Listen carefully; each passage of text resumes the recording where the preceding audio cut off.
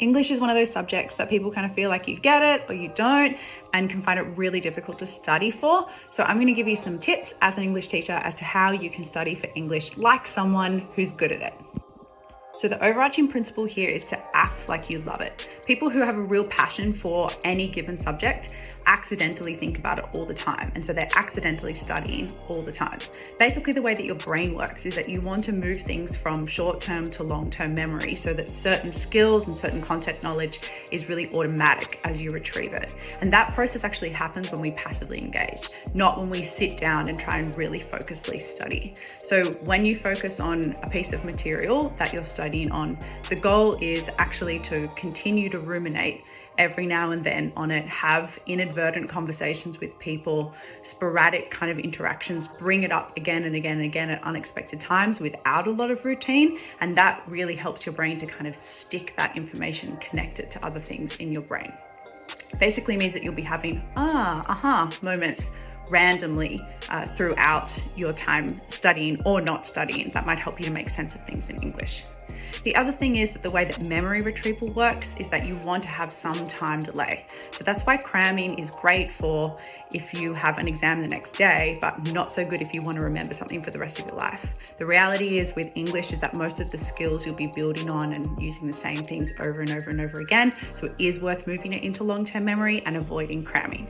In order to do that, you basically want to have some time delay. So as in, rehearse something, practice something one day, see if you can remember it that afternoon, then extend that time before practicing again. So maybe wait another day, then try again, see if you can remember how to do it, then try in a week, then try in a month, and basically continue to come back to it. Every single time you have that experience of something being on the tip of your tongue and you not being able to remember it, and then you actually push through and remember it, that moment basically makes your brain just like explode with power.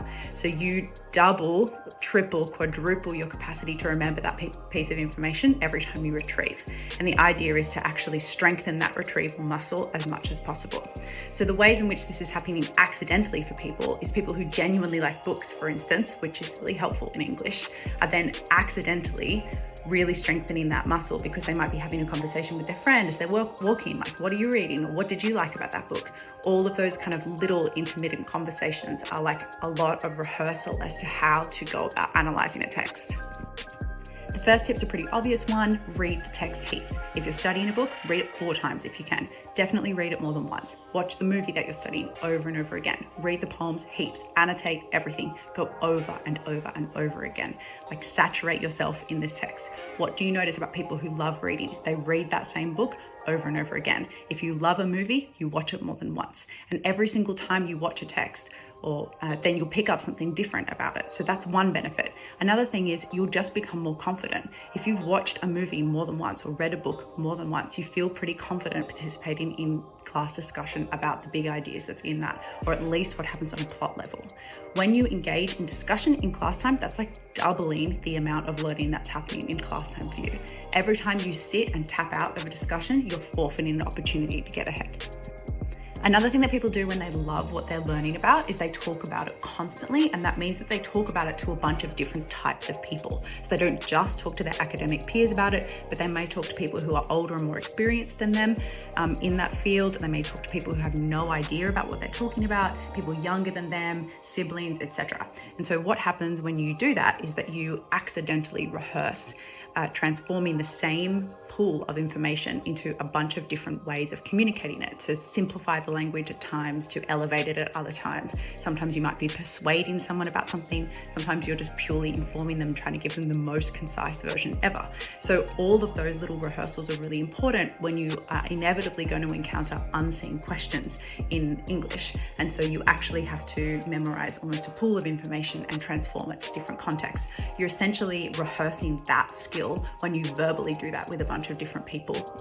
Another studying tip that can make your brain work for you is to basically compare whatever text material you're looking at or whatever skill you're trying to develop, compare it with an existing skill that you have or an existing knowledge point that you have. Basically, the way that your brain retains information is by building connections between old information and new information.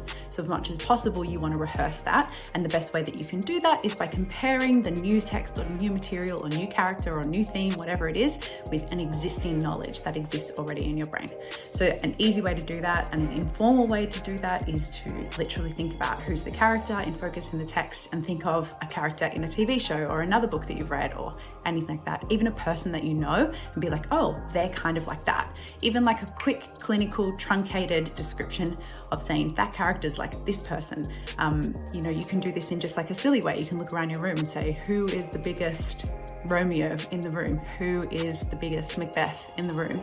And by coming up with those quick snapshot characters and connecting known subject material with new subject material, it's a really easy way to make your brain work for you.